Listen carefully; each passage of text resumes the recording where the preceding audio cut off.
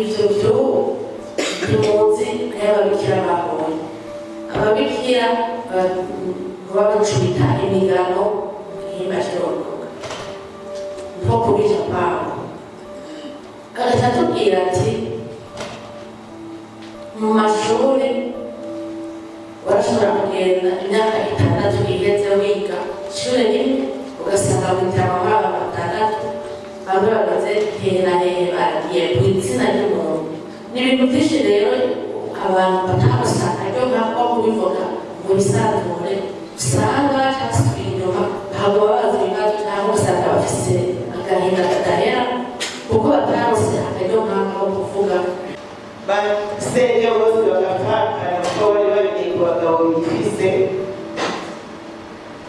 ba data wacu bapfuye abo bana baciye batwarinda mu mwaka wa 72 mu mwaka wa 73 baca baguma babyara ingenda bibutse ko muri icyo gihe uwatwarinda atasubira mu ishuri none abo bana barabana b'abaintelektuwele ubu batagira icyo biha abo nari mu mwaka w'indwi nati bari banyirukanye mu ishuri kugira mu mwaka w'indwi naciye ejo mu cyanzo kandi n'ibyahiri ngaho byo bikira abana mu mashuri yose jenoside intelektuwele mugabo na phase distingue jenoside intelektuwele jenoside intelektuwele na kandi bamaze kudukura mu ishuri genda ni musetere ntabwo amafaranga makeyi baciye bongereza minerval abana b'ababenja batashobora kuronka mu 73 mu 74 giye mwaka w'umunani twatanga igihumbi pati meza papa yaragize ati jewe yatanga yose kuko narabonye abana baje mu mashuri barirukanye kabiri ngo genda urondere minervale waciyoberwa severe turayiteye intege nikomere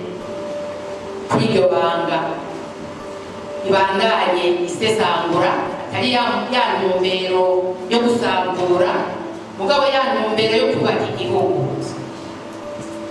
kuko mu mbono y'igihugu twashikirijwe na nyakubahwa umukuru w'igihugu igihugu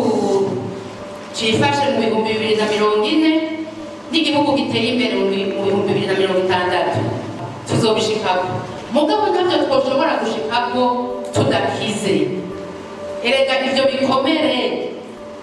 birafekta imitima yacu umutima utameze neza bija mu mutwe bija mu mubiri wose rero kugira ngo bikunde igihugu kibe igihugu nyene nuko tuba dufise imitima idafise ibikomere n'imitwe itekanye kugira ngo dushobore gukira nyene